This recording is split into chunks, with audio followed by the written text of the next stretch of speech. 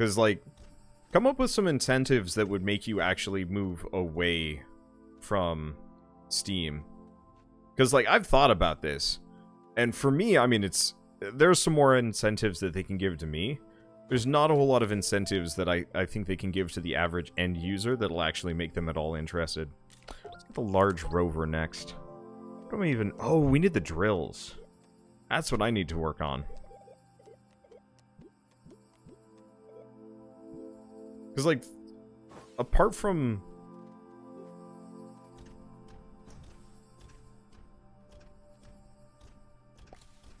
I'm trying to think of, like, as a regular end user, I can't think of, like, immediate perks that a place could give apart from better curation that would make people move away.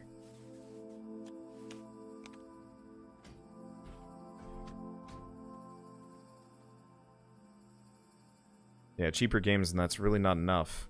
And out of Epic's control. And also not fair to the developers, because then they'd be probably making less and a bunch of other things.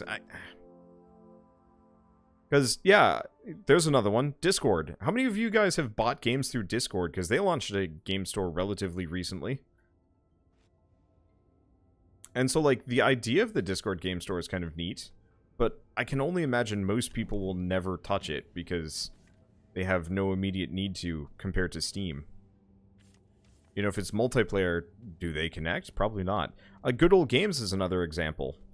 You know, they've got as many games as Steam, but I can wager almost nobody has ever really considered getting a whole lot of games on Good Old Games, because apart from the actual Good Old Games and, like, maybe The Witcher, most of the stuff there just isn't worth it.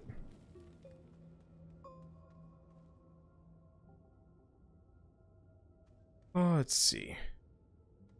And so hopefully what'll happen is, after a certain point, Epic's probably going to start running out of money for poaching all these games, and it probably will. And so the only way that they're going to poach people...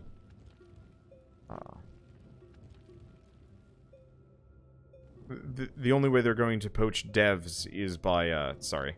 Oh, that's not the spot I wanted. Damn it. The only way that they're actually going to poach people is by... or poach devs is by just having a better cut. Which I think is actually still a pretty good method of poaching. Because you're going to find a lot of devs that will jump for that 15% cut instead of the 30% that Steam takes.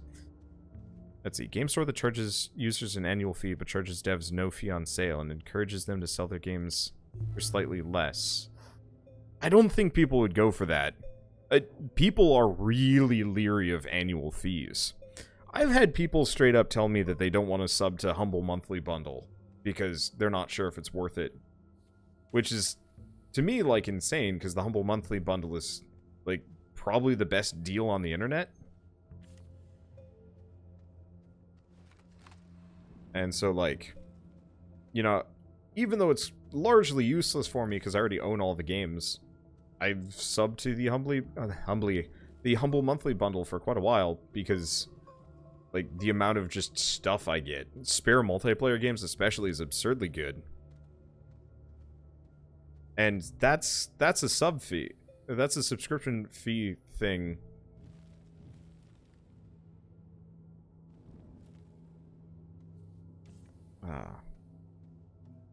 That, like, that is absolutely worth it, that almost nobody will, well, not almost nobody, that a lot of people will actually, like, squint at and say, like, eh.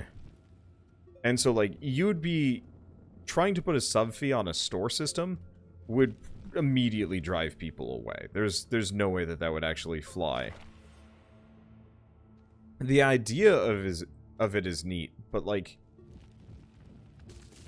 the problem is, any developer trying to undercut is pretty much going to have, like, an impossible task ahead of them. Because how do you even beat, say, Humble Bundle, for example? Like, how do you... Ow, god damn it. Like, how do you get cheaper than the Humble Monthly Bundle, for example? Like, apart from, say, heavily discounting straight-up new games, So, like, hey, you want to buy Call of Duty Black Ops, whatever. Well, you could buy it from Activision for 60, or you could buy it from us for like 40, which is exactly what Green Man Gaming does. But you don't see them running a competing distribution platform or like launcher, really, because they straight up can't really afford it.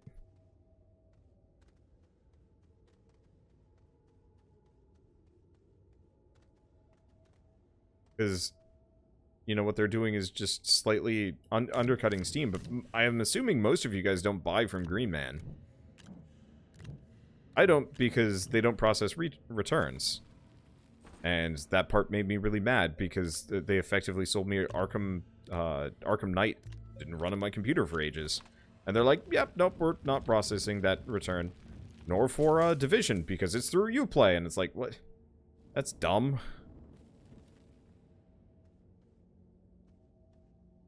And so, like, some of you guys do, but a lot of people probably don't. I don't. I think their customer service is garbage.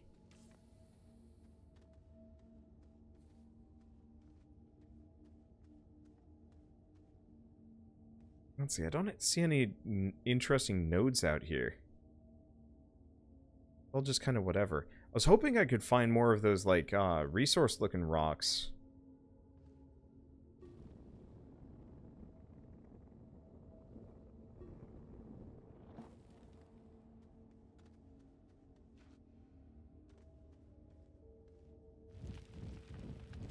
Ugh. This is so slow. I mean, we're doing fine. We've still got a fair bit of research just kind of rolling in slow. I was hoping to get more of these.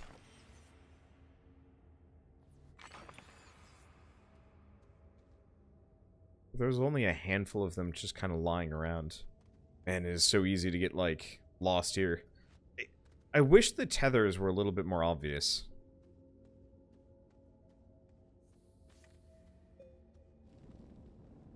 Because I think it would make it a lot easier to like, find your way back. Let's see, anything more? No.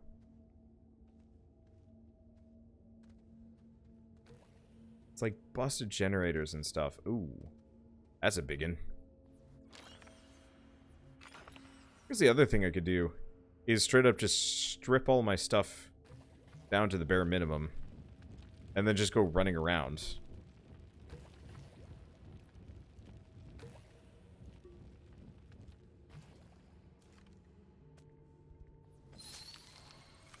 $242 bytes, not bad. Hey, there's a research candidate.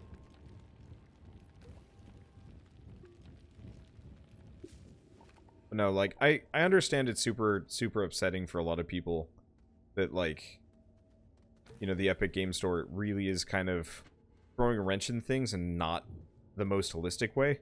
I just, like, I've spent a lot of time thinking about this one, and I honestly can't think of a single way that they could actually poach players from Steam without straight up poaching games from Steam.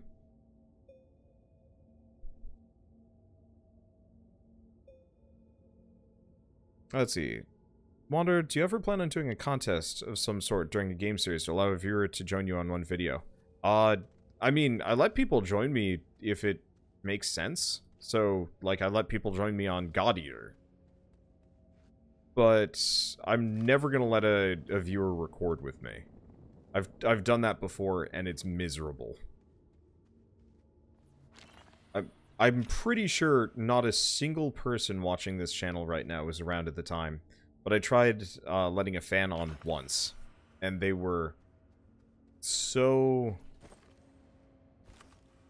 just purely obnoxious that I had to end the stream early instead of, like, telling them to go away, because I knew it wasn't gonna work. But yeah, I've definitely let people on. Let's see. I mean, easy example, we've got Altorial in chat, who was pretty much my co-op buddy for the entirety of the second half of Ashen.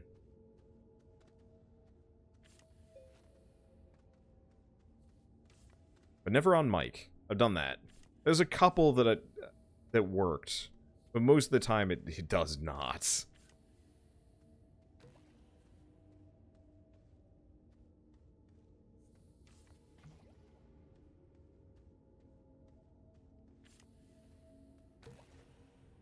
Let's see, it'd be better if the game poaching was natural due to the fact that it simply take a smaller cut of the sales than Steam. Lump sums of, hey, take the listing off of all their services for a year and only sell on Epic is utter bullshit. I guess I don't really see much of a difference between somebody straight up saying like, hey, I'm going to give you a lower cut on Steam and pay you a bunch of money to release your game like on our platform. Like, that's like a reduced cut with a bonus. And it feels less natural, but like it's the exact same effect.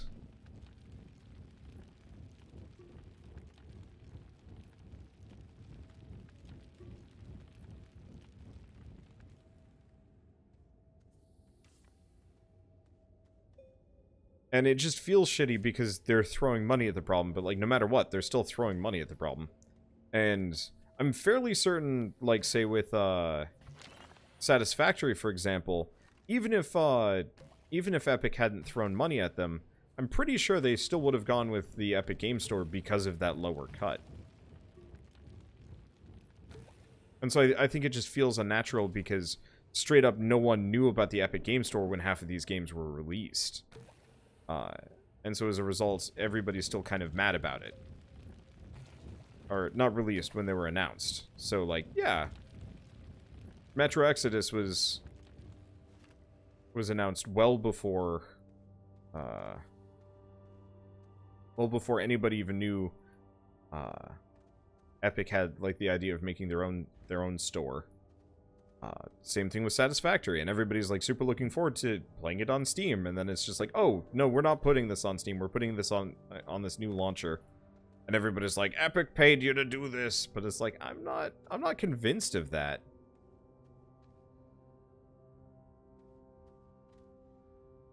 Oh yeah, that's another thing. I mean, I will admit, they poached me, and maybe part of the reason I'm a little bit more positive about this service is because they actually acknowledge that, you know, media influencers exist. So there's a program on the Epic Game Store where they straight up just like are like, okay, you're a large enough streamer, here's just every game on our platform.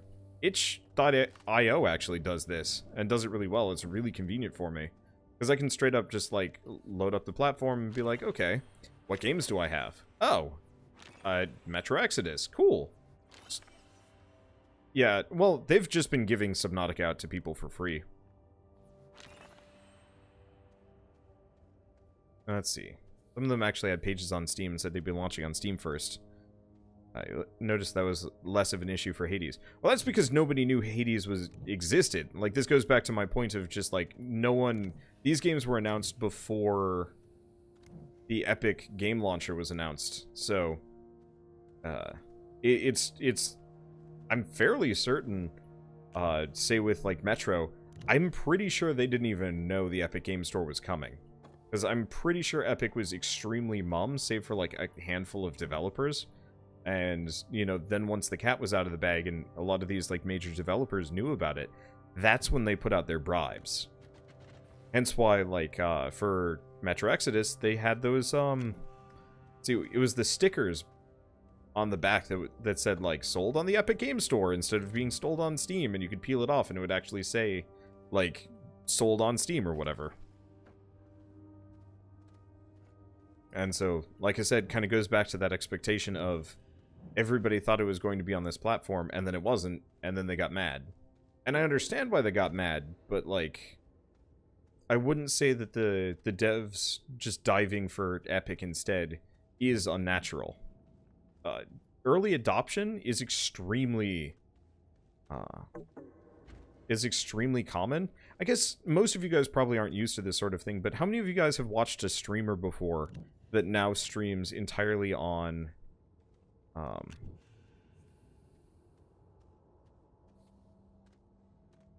like a streamer switched from Twitch entirely over to Facebook or Mixer. Because those are platforms that actually both poached people and offered like a better cut. And I'm sure a lot of people are actually quite upset about this sort of thing. And understandably so. I'm not saying that anybody's unreasonable. I'm just saying here's why. But so like lots of streamers dove in on Mixer, on Hitbox, because they were the new fancy thing.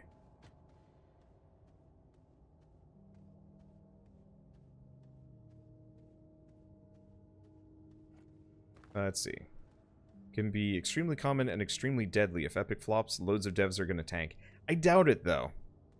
So one of the reasons why, yeah, obviously if Epic flops, it will tank, but I doubt it'll be a problem. So, one, these exclusivity clauses are usually only for a year. Now, obviously, if, like, some developers are just like, we are never going to release on Steam, period, like, say, Satisfactory, you know, that could bite them in the ass if Epic shuts down in, like, 2 years because it's a financial failure. Like, I could see that going really badly for them. But almost all of these developers are exclusive for a year max. Many of them are going to be, Oh. Try putting this in a packer. That's an interesting question. But, like, I will admit, when YouTube opened up its streaming service, I started streaming there. And, you know, for a little while, I actually did really consider streaming purely on YouTube, considering that's where the meat of my money is. The thing is, though, it wasn't good for me, and so I decided not to, and it was actually better to diversify. But so, you know, to go back to the whole thing, I can understand why people get so upset about this, but, like, I don't feel like the developers are being unreasonable in doing so, and I don't think you guys are unreasonable in being upset and wanting to skip on the game. I just think it's mildly silly to be, like, you know, in a blind rage, which some people very much are. They feel absolutely betrayed by the Switch, and I'm like, Like, apart from that coming soon on Steam, there really was no, like, yes, this is absolutely coming out on Steam. It was just kind of implied. Maybe? I don't know. Whatever. This argument is kind of ultimately, it's fruitless, because until we get, like, a year in and see how, like, the cards actually fall, or the dominoes actually fall, I don't know the phrase. But, like, we have really no idea how it's going to boil down.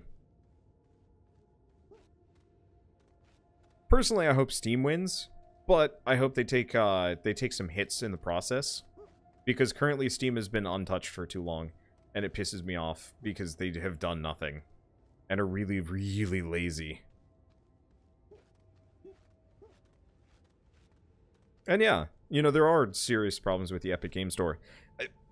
The thing is, like, currently I'm judging developers by their actions.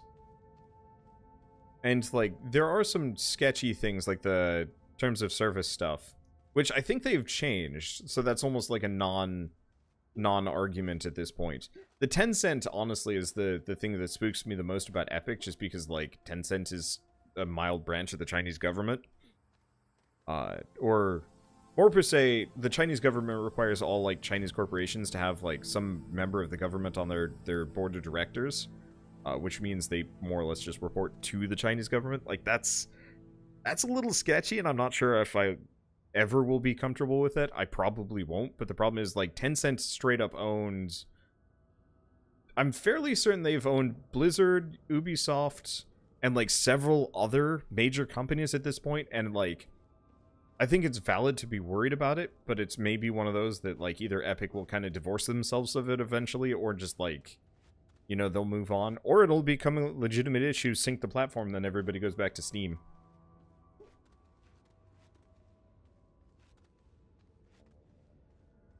I don't know.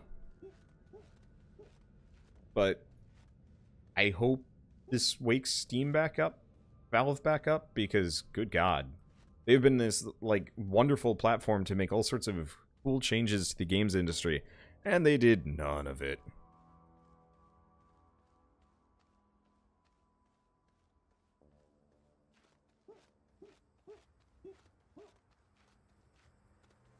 Okay. We've got a buttload of research going. More than I think I need. Like, I think at this point we're capped out. Let's grab the portable oxygenator. So then, now that's done. And we've already got drill mod 3, so that's good. So last order of business. Damn it, it's this one. 6,000 bytes. I think we've got enough across all of these. 2,700 left, 4,000. Okay, so this one's almost done. It's still 8 minutes before it's done. God damn. That is going to take forever. Okay. Well, why don't we go back to working on... What do we even have in here? Heathers. I should probably get rid of those.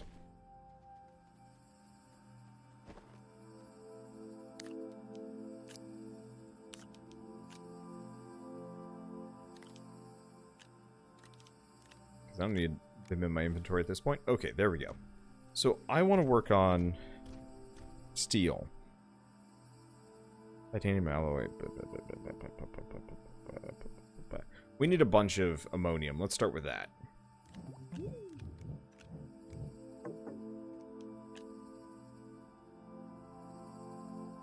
Because, yeah, I want to make those RTGs.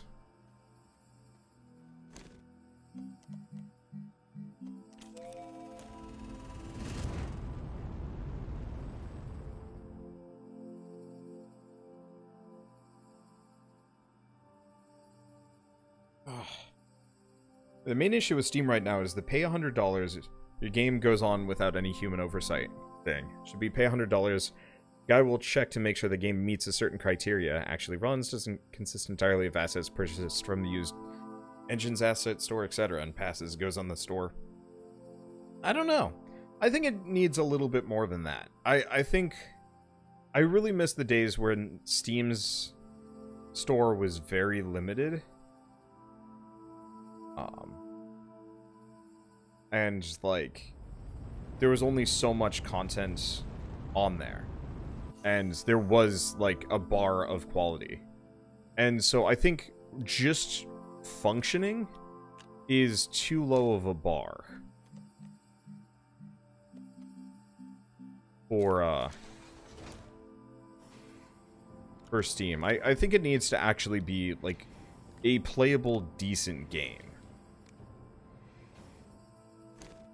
Like, it's harder to get your game listed on Twitch than it is to get your game listed on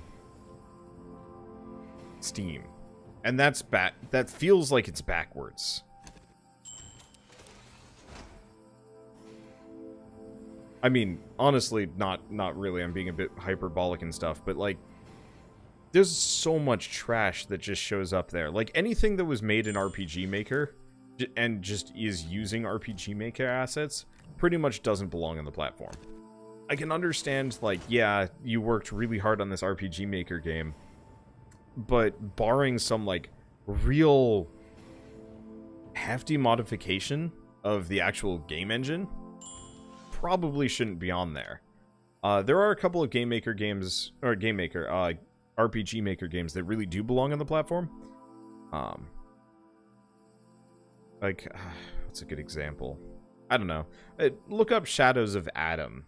I think it's Shadows of Adam. I've got it installed. Or, alternatively, Knights of Tartarus. Knights of Tartarus is a perfect example of a really, really solid game. That really doesn't look like much, but, like, you know, that is, at the very least, bare minimum quality for Steam. And anything worse than that? Okay, maybe I'm setting the bar a bit high. Yeah, $225 filing fee. That's a fee to pay 3 guys for 5 hours to vet the game. If the game doesn't pass some of the criteria for quality and functionality, you lose the fee and don't get on the platform. I think that would be valid, yeah. Because even just having that bare minimum level of vetting would make a massive difference in making Steam a more interesting and, like, well, just a better game store. Because, yeah, currently I'm sick of looking at the new, like, upcoming games list and seeing, ugh, it's just, it's so much trash. Oh. Only need one of these. Like, it's so many, like, My First Game Project games that, like, barely function, you know. I feel like early access games especially should probably go through extreme quality assurance and stuff.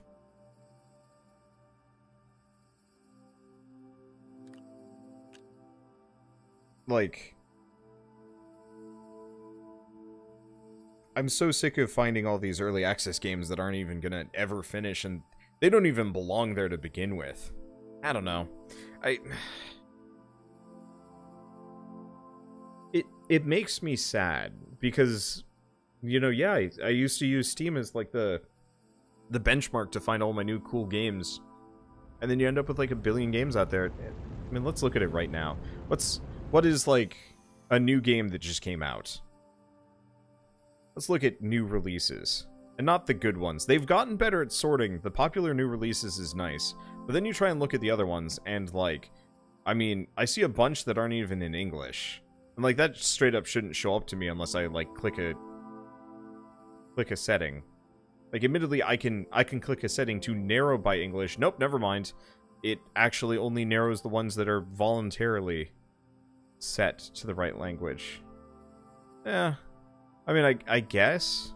Like, I'm looking at one that's, like, a really bad twin-stick shooter where you're shooting shapes. And I guess it's supposed to be like Geometry Wars, but it's like a really crappy version of Geometry Wars. And it costs $2. And it's like mostly English. And I don't really get it. And, you know, maybe I'm dismissing it offhandedly, but that's literally the most recent game to have come out on Steam.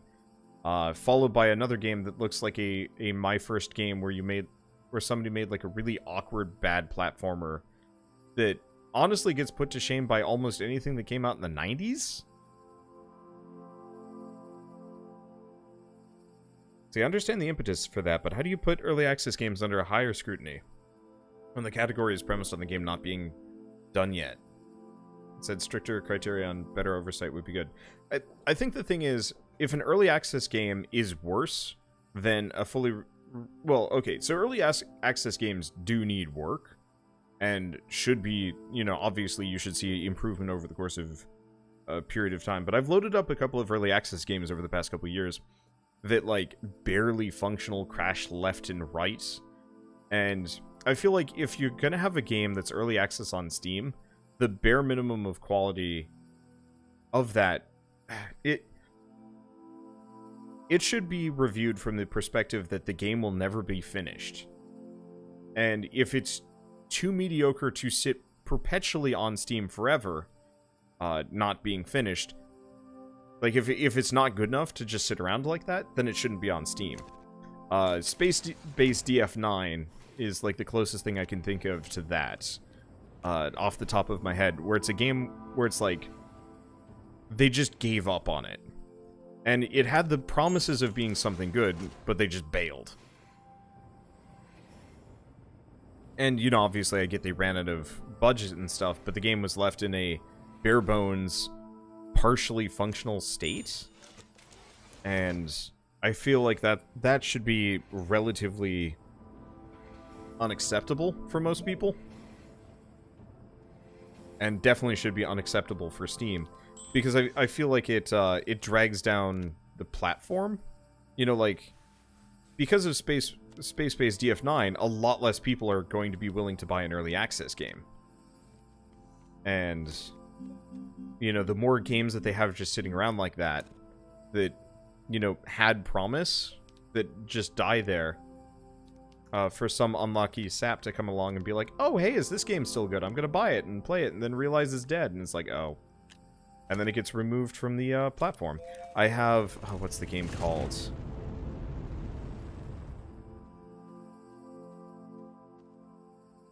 Oh, there was a really neat game that I played a long time ago.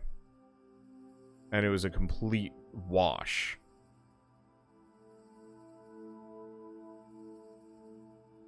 Let me check my playlists.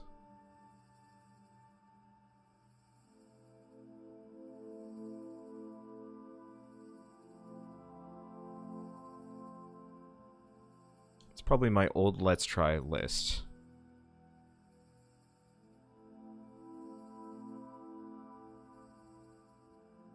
Let me double check. This is a giant list.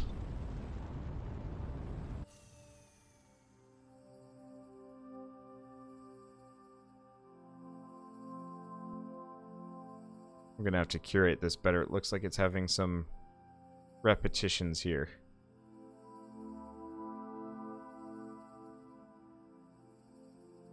Yeah. Oh, there it is. It's called Orlight.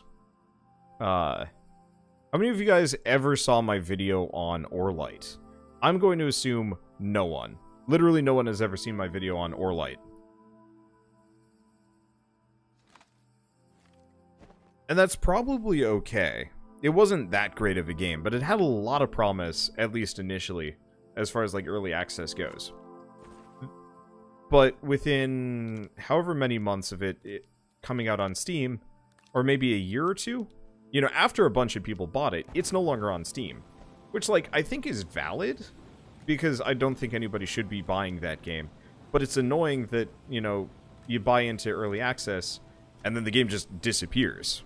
And, like, you know, I feel burned by that, because, like, it's a neat game, but it's gone. It's never going to get finished. And, like, that game should never have been on Steam in its current state at the time. Okay, we don't want steel, but we can make some titanium alloy. Whereas, conversely, an early access game that probably might never get finished, but has a lot of promise still, and is worth playing, is Cavern Kings. So Orlight is one of those games that, like, straight up the developers could not finish. They don't have the resources, they don't have the time. They don't have the know-how, they don't have the budget, whatever. And so Orlight was put on well before it was in a, like, truly playable state. The multiplayer was busted, the combat was unfun, and, you know, it crashed left and right and deleted your save progress and stuff. And, like, despite all of its promise, it should never have been on Steam, because it straight up should not have met any kind of bare minimum level of quality. Whereas, conversely, to go back to Cavern Kings is a fantastic game. Even though it's never going to get finished, it's still worth playing. It's a lot of fun. I need the atmosphere thing. Nitrogen. And so, like, I feel like there should be somebody who, yeah, might be the unfair arbiter of what is worth being on Steam or not.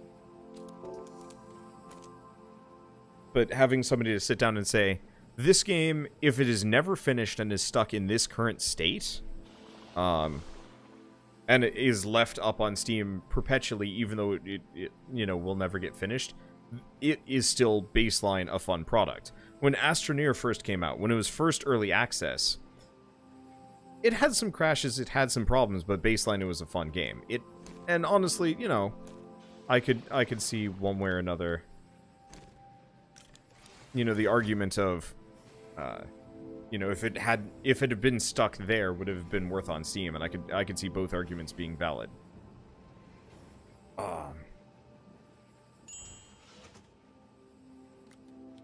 Let's see, let's plonk these over here. So this is gonna leave me with 7 RTGs.